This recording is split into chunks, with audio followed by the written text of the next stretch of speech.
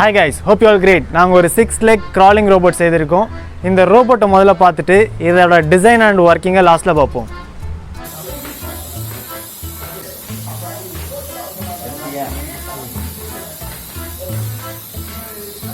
இதுதான் நாங்கள் ரோபோட்ஸை மேக் பண்ணுறதுக்கு யூஸ் பண்ணக்கூடிய சாஃப்ட்வேர், ஒரு 2D டிசைன் சாஃப்ட்வேர். இதை யூஸ் பண்ணி நம்ம லிங்க்கு, கிராங்க் எல்லாம் எதை வேணாலும் நம்ம டிசைன் பண்ணி செக் பண்ணிக்கலாம். ஃபஸ்ட்டு இதோட மெக்கானிசம் எப்படி ரன் ஆகுதுன்றதை பார்க்கலாம். ஓகே, நாங்கள் டெஸ்ட் பண்ணி பார்க்கும்போது ரஃப் டைமென்ஷன்ஸ் தான் எடுத்து ட்ரை பண்ணோம். அப்படி பார்க்கும்போது இந்த ரோபோட் ரன் ஆச்சு. இதுக்கு அடுத்து நாங்கள் ஸ்கேலிங் மெத்தடில் எங்கள் ரோபோட்டை செய்துக்கிட்டோம். இங்கே இருக்கக்கூடியதான் இந்த லிங்க்ஸோட டைமென்ஷன்ஸ். இந்த சென்டரில் கிராங்க் வந்து ரொட்டேட் ஆகிட்டுற போல் இங்கே பண்ணிகிட்ருப்போம். இந்த இடத்துல ஒரு ஸ்லைடர் வச்சுருப்போம். கிராங்க் அண்ட் ஸ்லைடர் மெக்கானிசம் தான் இங்கே ரன் ஆகிட்ருக்கோம். ஈஸி. நீங்கள் இது போல் லிங்கேஜை பேஸ் பண்ணி ஏதாவது மெக்கானிசம் செய்து பார்க்க போகிறீங்கன்னு நினச்சிங்கன்னா இந்த லிங்கேஜ் சாஃப்ட்வேரை யூஸ் பண்ணி பாருங்கள், ரொம்பவே நல்லாயிருக்கும்.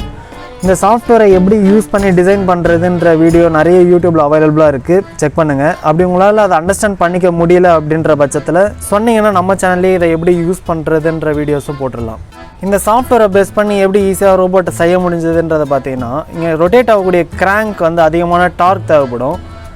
இந்த டார்க்கை நம்ம மோட்டரோட கியர் பாக்ஸ்லேருந்து எடுத்துகிட்டு வந்து கொடுத்துட்ருப்போம்.